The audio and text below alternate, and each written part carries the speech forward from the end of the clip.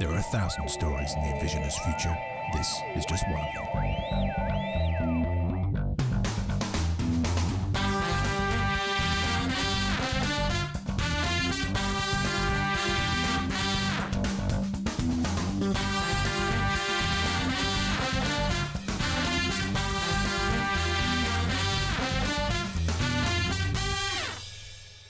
Well, hello, how the devil are you? It's Dave Coplin here. We've got another fantastic live stream for you. And before we get started, I feel like there's something that I kind of need to pick up from last week. I don't know if you remember last week's show, right? I had this brilliant monologue about trying to reposition, you know, the story that we're trying to tell here and engage who people are in the audience. So, you know, what is it that we're doing? And I had this long thing about it's about the future of work, and then it's about people at work and people in education. And you remember Tony from last week. Well, Tony and Nick, after the show, after we went off air, if they had been here in the room, you would have seen them actually sort of take me outside and just give me a gentle slap round the head, just to say, Dave, stop, calm down. It's just about the future of work, right? So that's what we do. You're here because you care about the future of work. That's all you need to know. And my God, have we got an interesting conversation for you this week. We're going to be talking to you about education, and in particular this experience that we've had, which has been the most bizarre. The last 12 weeks, empty classrooms, kids at home learning, teaching themselves in some cases, engaging with their parents, but mostly, for the most part, where they've got access to the devices and the broadband, they've been using technology to facilitate learning. What an incredible experience that we've had. And there's been good points and bad points. I get that. It's been difficult, and sometimes it's worked and sometimes it's not. But if we think about where we're trying to get to, we're trying to get to a world where education underpins what we do as a society, underpins what we do in education, and technology is no longer the thing that you only do in the technology lesson or when the laptop trolley comes around. Then actually this is our time. This is the time for us to learn and understand. And the focus of today is really going to be about how we come out of this, how we come out as we go into summer holidays, and the teachers who, oh my God, I mean, let's just recognize the incredible work that you've all done in adapting to the change, in forcing yourselves into a space that actually you've not wanted to go into for a while, which is about using technology or understanding, and not all of you anyway. And as we emerge from this tunnel, as we see the light at the end of the tunnel, you've got to realize that it's not an oncoming train for the first time ever. It's our gateway into the 21st century. This is our chance. This is our chance for us to take the learning, not just of the last 12 weeks, but of all of the time that we've had to really understand what we can do with technology. And that's what today's about. Today's actually about this report, Developing Digital. And I'm super thrilled to have the two authors of this report with us today on the panel to discuss what this means for schools and what this means for education. Regular viewers will know we have a little bit of housekeeping to get through every show. Let me just quickly rattle through it. I'm just going to make a few plugs for the things that we've been doing whilst we've not been talking about education. The first is, I told you about this last week, fantastic conversation with Robin. It's all about the rise of the humans.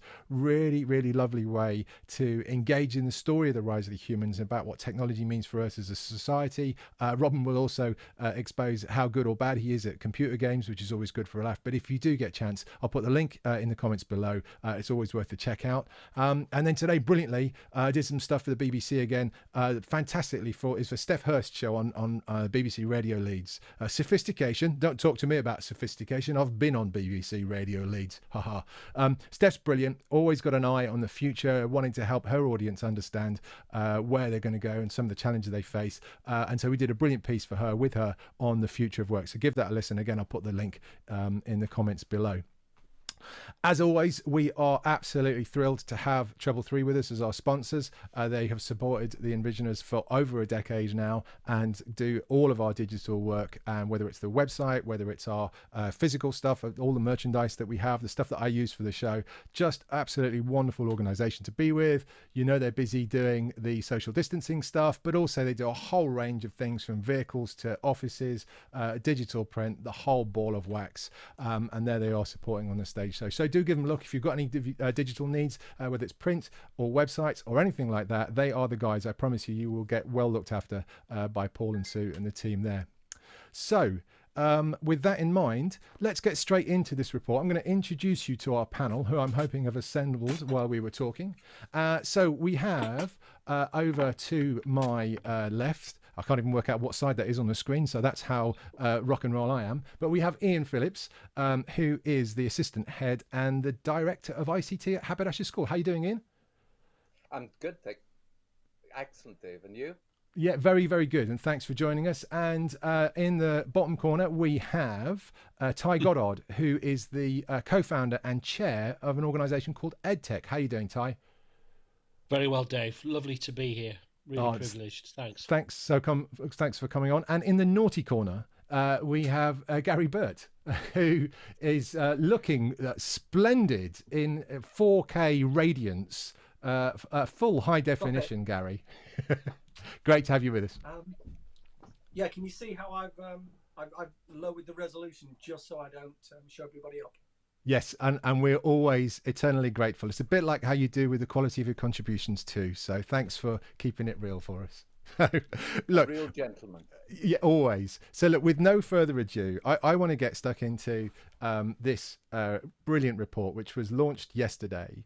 And what I'd love you to do, guys, and I guess Ian, probably this would be best for you to do, is just give the audience, the listeners, a bit of background into, how have you ended up in a place where you've published this sort of report, which is really aimed at helping schools and teachers get the most from digital in education. Yeah, you mentioned I do a few things. So I'm the assistant head, but I'm also chair of the Independent Schools Strategy Group. I'm an Intel visionary. I'm on the EdTech leadership group, working with Ty, with the DFE. And I think the truth is I'd join any club that would help move forward the use of technology in schools so it supports teaching and learning effectively. And that's for everybody. That's the main thing. So I've been working on this report probably for about 3 years.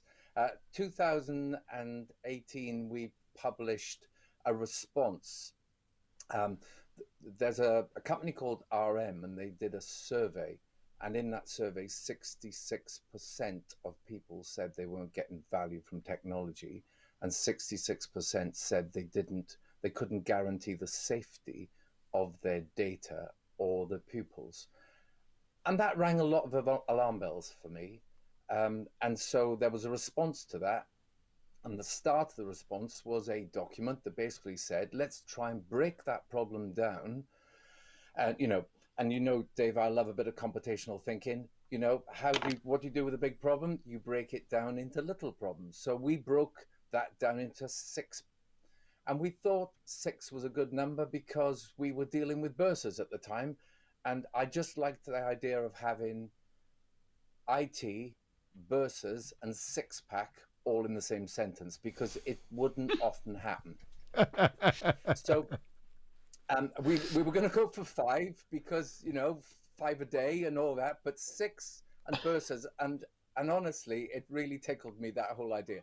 And I think the question is, this is a big issue. I remember going to school and I remember the technology never working. And I remember me going to school and then my kids that went to school and the technology never worked. And that was a different lot of technology. And I know now the technology doesn't work. And it's not a problem that you deal with by using a sledgehammer. It's a problem you're going to have to understand the problem, understand the people, and I think most important, be kind, because we're not going to be able to drive a sledgehammer with people who are obviously struggling with technology. It's a thing. And I've been doing the job 30 years. And that's kind of what I loved about the report is, as you can imagine, as a sort of fully paid up member of the Technology Evangelists Club, I've seen a million reports on, technology and education and all that. And the bit that always gets left behind is the bit that you guys have picked up, which is, the technology is lovely and it's great and all that. But if we can't help people use it, if we can't give people the confidence to bring it into how they choose to educate and inspire people, then kind of what's the point, right? So it's a people problem. This isn't a technology problem. It's a people problem. And that's where we have to focus. We have to focus on the people, and right from the start, I got my first job looking after a photocopier because nobody else could work the photocopier. Yeah. And every other job has been a point of resistance, least resistance for me, most resistance for everyone else. And we have to recognize that technology is a thing. It's a fantastic opportunity, but it's a huge challenge for people to get involved with. And we've been lucky. Ty and I have been lucky that we've built good relationships with the big three, Microsoft, Apple, and Google. We've built big relationships with people working in software development to understand that. And I think that's where the magic is going to happen now. I think the communication's open, and now the value of this report will be that people from both sides are realizing there's a problem, and that the communication and the relationships is the fundamental there. If we can crack that, we can crack everything. Well, then, Dave, we love evangelists. Yeah, we love. We love IT evangelists. I even love an ICT evangelist. But look, the issue is that you've got to ground evangelism in looking at the challenges that people have in their education institutions, in their contexts. And there couldn't have been a more challenging context than COVID, the pandemic. Lots of schools have still been open. They've been centres for emergency workers' children, and loads of schools have, I think, flourished, have probably had the fastest adoption cycle of technology that you could possibly imagine. Other schools have struggled, but we've got national challenges. And, Ian talked about the digital divide. We've got challenges on infrastructure. We've got challenges on professional development. So what this guide and toolkit is, what developing digital is not only does it contain the IT six-pack, which is a phrase that Ian and I and everybody else would never hear, but it's got stories. It's got human beings telling stories to other human beings, and it avoids the biggest thing that we hate is the tyranny of the case study. That case study that you read that never has a single mistake, it never has a single misstep, it never has a single zig or a zag.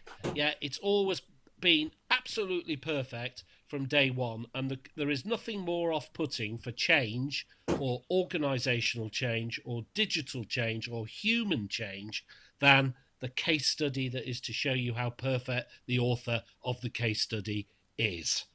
And we've all probably written them. Yeah, we've all probably written them. Yeah, we've read loads, but actually, in essence, what we wanted to capture was the stories of human beings, educators, and we've merely curated. There's no way we could have written all of this. We've curated and edited. We've had a lot of support with the research, and also trying to make something accessible that is complex was a real challenge. And I think we may have succeeded, but like all things that you do, you're the only person that can see the cracks. And if we were to do it all over again, we'd probably do a different type of approach. But we want to give this to the system right now, because there is a strategic approach that you should take. There is. We've all made the mistakes that other people are about to make, and also we've learned so much from the pandemic, and it's a tragedy. But out of this tragedy, and it's still ongoing. We've had schools that are closing down again. Yep. In Leicester. Yeah. I'm always saying Luton, poor Luton. You freaked out Emma last night. Yeah, we were launching the guide, and I said, schools have closed down recently in Luton. She said, I'm in Luton. I didn't know that. And I said, yeah. Sorry, that's why I was thinking about Luton. But Leicester, it's not over this. And so, we sorry, Ty. What I want to ask is it just the pandemic that makes now the time? Or should we have been doing it anyway, or is it the fact that the pandemic's here that actually says, look, Christ, we've been, we're at a point now where you've actually tried some of the stuff we've been talking about for years. Now we're going to make, what is it? What's the catalyst? Well, I liked your phrase. This is not a train coming at you down the tunnel. this is a gateway, and clearly emergency closure, as Ian said in March. I mean, don't forget, we had experiences and we had learning from schools that had closed down before March. I mean, Ian and colleagues and myself, we were talking to a school in Hong Kong that was tech rich, but it was now going remote. There were amazing amounts of learning. So yes, teachers have learnt at speed. Senior leadership teams have had to develop ways of approaching remote learning. I think we've all learnt that you can normalise EdTech, education technology. You can humanise education technology, and it's people that make it work. And as Ian said earlier, and as you've hinted at, this is about people. This is about how we strengthen their confidence to want to change, to try change. So let's build on that then. The guide was ready March the 23rd. We were going to launch it at an event. We were all ready to go. And obviously March the 23rd didn't go. And then we sat then in May thinking, well, we can't do it now because it's not the right time. And also people couldn't absorb it. People couldn't take it on board. And then the window came in June where we quickly said, look, I think now people are starting to realize what's happened. They're getting ready to finish the term and do the best they can. And then they're going to have the summer holiday. What better while they're licking the wounds in the summer holiday to actually have something that can go back to that's got some structure.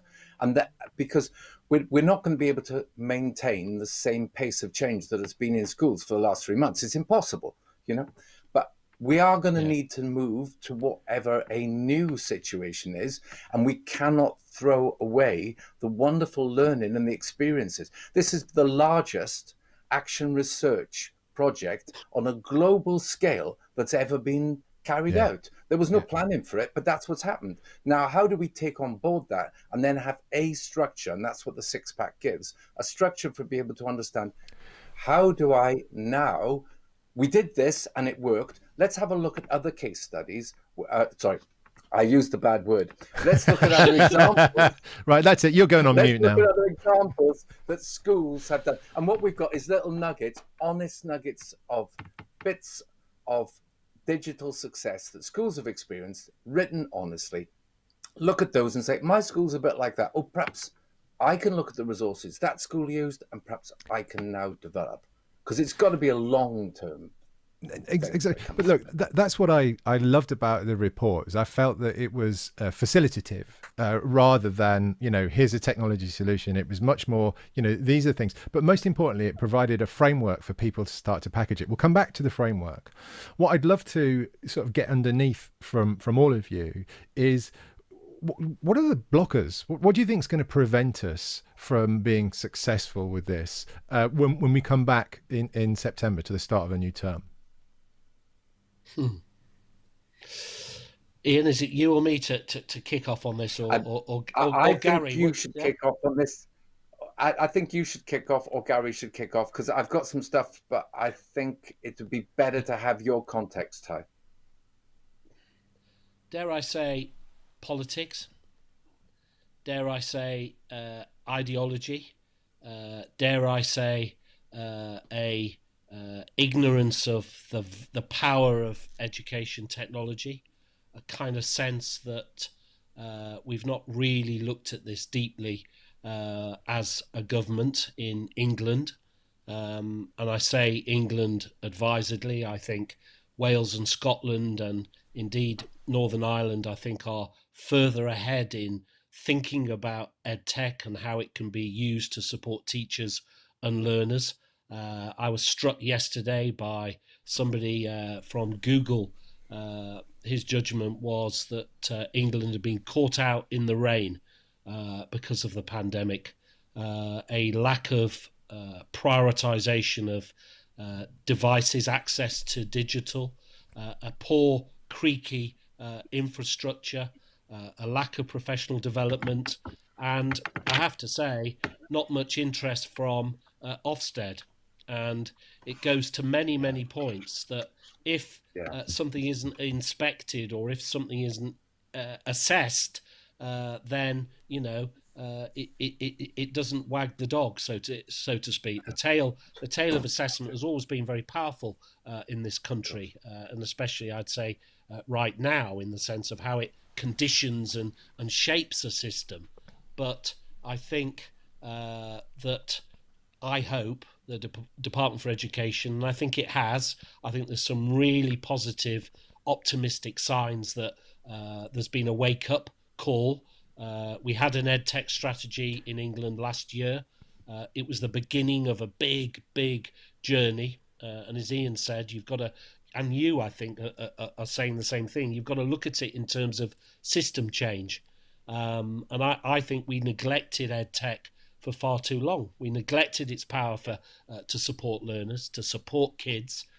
It's really, really important. Knowledge, skills. I mean, I'm just going to sort of jump in there because this.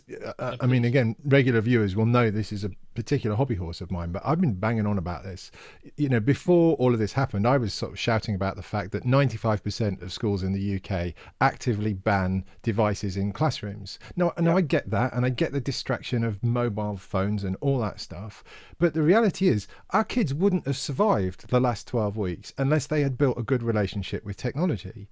And surely now this is the point that we should be having that conversation with government to show how important it is to our economy, how important to our society it is that we enable people to build a really brilliant relationship with technology. And being very specific there, I'm not talking about coding. I'm talking about something called digital intelligence, which I know features heavily in the report, which is that ability to use technology, regardless of what you choose in your career or your vocation, simply to be confident and good in your use of technology to make what you're doing better. It has to be now, right? Yeah, digital intelligence, though, Dave, it's knowing when to use it and when not to. Oh, perfect. Right? It's knowing when to put the phone down. Yeah. You know? And I know you've spoken about that before and given analogies for that. Yeah. Well, I mean, that was... Go on. No. I think it's critical that there are a lot of obstacles to this. But we need systematic and pragmatic change. You know, we've had the Global Action Research Project. We've got the evidence. We've got shining beacons that show how to do this properly. And what we need to do is bring that back to the center. I mean, Ty can talk about the project he's working on at the moment, where we're trying to centralize good practice and then build out from those hubs, those centers of excellence, a way of monitoring and managing change, because change is tough. We know change is tough. Yeah. So at a global level and then at a national level, who's doing well? Who's getting this? I mean, it's always hard to say who's getting it right, because I don't think anybody can get it right entirely. But who's making the biggest strides in this globally? Well, you know, it's really interesting. I'm an Intel visionary as well, and we ran a weekend webinar, and there was people from Australia, Singapore, India, Europe, Trinidad and Tobago, and Florida. You know, and the truth is, everyone is struggling. Everyone is struggling to deal with the pandemic. Everyone's struggling to know their individual things, individual issues they're dealing with. The one thing that came across and that was consistent, and I think it's the story we've heard about the key workers. You know, teachers and people who work in education have responded amazingly, but that's not what we want. We want systematic, pragmatic change. Yeah. We know teachers and hospital workers, we know when the chips are down. You know, my mum talks about this as if it's going back to the war years. You know, we know that we can do that, but that's not what we want. And we're looking for leadership. We're looking for guidance. We're looking for someone to centralize this information so people can go, I don't know what to do. They go somewhere and there's the information, there's the examples, there's the support. But as Ty said, if your inspectorate is then when they come in, they're going to say, well, I'm not interested in your IT. I'm not interested in how that's developing.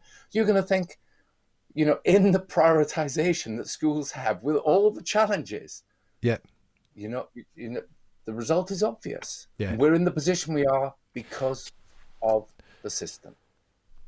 And I mean, the frustration, I mean, Gary, you know about this because I've talked to you a lot about it. We're still investing in, Victorian technology. The fact that we would still be laying, steel, across the country for high-speed train lines when we should be laying more glass to connect more schools, to connect more homes, to enable us access to this infrastructure. I mean, I noticed, in the UK, we announced some huge spending package for schools at the beginning of the week. But from what I could tell, most of that was aimed at buildings rather than necessarily making sure kids have access to devices or free broadband. Is that, what is it going to take to change that and to reprioritize that? Dave, if our fundamental problem, sorry, Gary. Go on, Gary. No, that's right. Go, Gary. You're absolutely firing me up because I think the level of change that we need is massively deeper. That investment in education wasn't even a sticky plaster. It was, it's not covering the wound, let alone helping us get better. The changes we need here, first of all, I think, tying in really covered them. We have to look at right back. We have to ask some really big questions around what is the philosophy of what we're trying to teach? Do we want to teach people a rote system of learning? Do we want to teach them a lot of facts when they can instantly get them at Google? The problem is tech is being used as a sticky plaster on a fundamentally broken system. And what COVID has done is just really expose this. So a couple of quick points on this. We need to think not about how we retrofit education into a broken technology into a broken education system. We need to think about how do we use education to build an education system that is empowering people and enabling them with the skills for what they're going to be needed in the workplace. So this doesn't replace assessment. It doesn't replace the need to show attainment. But we need to be looking at how do we enable all children with the skills to continually learn, to be able to globally collaborate, to be able to innovate, to be able to use the tools that they have, to know what technology can do. These are the skills that are needed, and that isn't a very small investment. That's a fundamental rethink of what we want to do with education. But the other thing which they've both alluded to very quickly, final point, was that the funding to do this is not small. But the benefit of doing this is going to last a generation. It's going to last as long as any infrastructure project on people. We need to, we talk about funding. We need to think first of all about making not only getting, we talk about broadband, but if you go to many other countries, they're talking about super high speed broadband. Yeah. The fact that we have people without broadband in this age in the 5th biggest economy in the world is a disgrace. We need to be getting broadband into homes, particularly at the current climate. We need to make sure that children have access to computing. If anything, COVID has exposed the real underlying deep problems that we've got. We should use this as an opportunity to have a very, very deep look at ourselves and say, these sort of problems, this instability, this change, it's not going to disappear. It's going to become more frequent. So how do we really build a system that's going to be resilient to that, not just for a few years, not for a few months, but for generations? That's a very different conversation. Yeah, absolutely. And, it's made us reflect on what it is we're trying to achieve. And that's really exciting because those questions have started. And you asked me which countries are doing well. Well, Singapore, they 20 years ago, they put a systematic sea change into what they were doing there. They re-examined the whole purpose behind schools. And one of the things that they changed was time. They changed the way that teachers and students were looking at what they were doing. And that is something that needs to be looked at.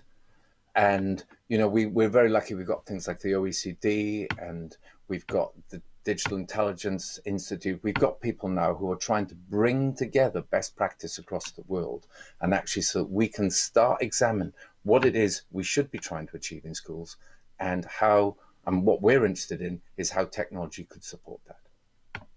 Yeah, no, totally. But But clearly, look, you still need to know things. Yeah, you can look up all you want on multiple search engines, but you still need to know things. At the core of this certainly has to be, English, reading, maths. There has to be a level of respect for core knowledge, but also I think for too long we've not seen the debate in the round. Education's a good in itself. We're not just preparing young people for the workforce, but those skills are really important. I think the UTC movement, the university technical colleges, have tried to rise to that blending of skills and knowledge. I think digital's got a far bigger role to play in terms of supporting teachers, liberating learners for when they do their learning. So it's about place, time, and thinking about how you learn, and you learn in different ways. So I get where Gary's coming from, and I think that voice is really important in terms of rethinking and reshaping an education system. But I think at core, I mean, it's a question for all of us. Will we always need a place called school? And what has COVID and remote learning and all of that taught us? That tragedy has taught us surely that human to human relationships, that whole relational aspect of school, the importance of pastoral care, the importance of teachers guiding young people. They're one of the most respected professions. Yeah. Interestingly, why is the media seemingly bashed teachers over the past 12 odd weeks? You're not doing enough live lessons. You're not doing this. You're not doing that. Rather than any society. Yeah, and I think that's where you begin your change, Gary, I think, is that any society that values education would be valuing its educators. It would not be setting its favourite newspapers to attack teachers. It would not be wanting to embarrass teachers. It would not give teachers 60 bits of guidance in matters of days that flip-flop around the place. It would have clarity about what a school is going to be doing during these difficult times. And I think there's a lot of anger out there from the education profession, but they should be celebrated, as should, as you said, Dave, as should a lot of other people. We need to elevate lots of people in terms of what they've done and how they've responded. Is it a new world? Is it a new utopia? Well, maybe not, but maybe we've had a glimpse of doing things in different ways, and maybe, Gary, that glimpse will open the door to different thinking and different relationships. So look, we're getting close to time, and as much, I find it really frustrating because I think we're also just getting started in this conversation. So two things, guys, will you come back at some point in the future, maybe as we get closer to the start of term, and let's continue this conversation? I'd like to sort of wrap out with some closing comments for you. Ty, if I could start with you, what's the one thing that you need from a policy level, from a government level, in order to move forward? What's the one thing that we need to make happen? In England, we need political leadership on education technology. We need a new EdTech strategy. We need increased funding for the professional development of teachers. We need super fast broadband, and we need to take seriously the digital divide. Above all, we need to realise that education technology supports teachers, it can support learners, and it's not some freaky stuff. It's actually really, really useful.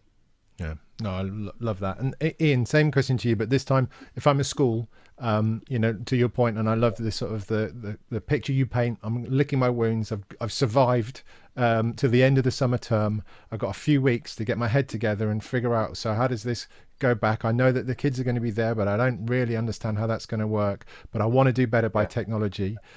What's the one thing that they should be doing, Ian? Well, in Singapore, what they did was give teachers time. and they built collaboration. So they had teacher partnerships, much more of the self-reflection, self-supporting. And time is the one thing that teachers struggle. Professional development time. If we're talking about systemic change, yes, we need to look at what the system will be. And I think we've had a chance to analyze what it is we're trying to achieve. And there's a long-term conversation about how we change the system. But while we're using technology, people need the time. They need the time to be able to develop the skills.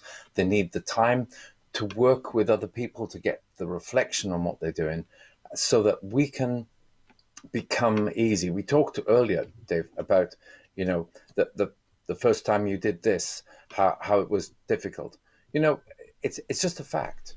If you have done things a few times, and if you had a mate who was going to mentor you or coach you and support you, and so you didn't feel that huge challenge being in that classroom on your own with all the technology and not sure if it's going to work, if the support was there, you're going to be better at doing that in the classroom. And if we build that in a systematic way within schools, between schools, then we stand a chance of being able to support teachers through this next phase so they can say, okay, I did learn that. That was really good.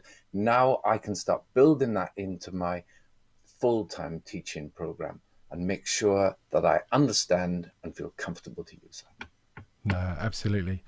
And Gary, I'm going to come to you last, and it's a little bit of a curveball, so sorry about this, but there's another piece in this puzzle, which I think is parents.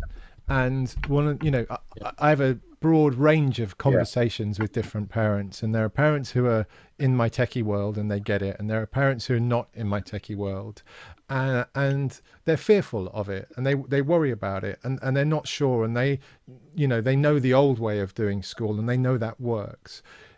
Gary, what advice would you give to parents? What's the one thing that you think they could do to help them sort of engage in this debate? I'm not saying to accept the answers, but to actually be part of the debate. What would you ask them to do? There's a couple of things, and it's a two-way relationship. The first thing is parents have to trust the teachers in the schools that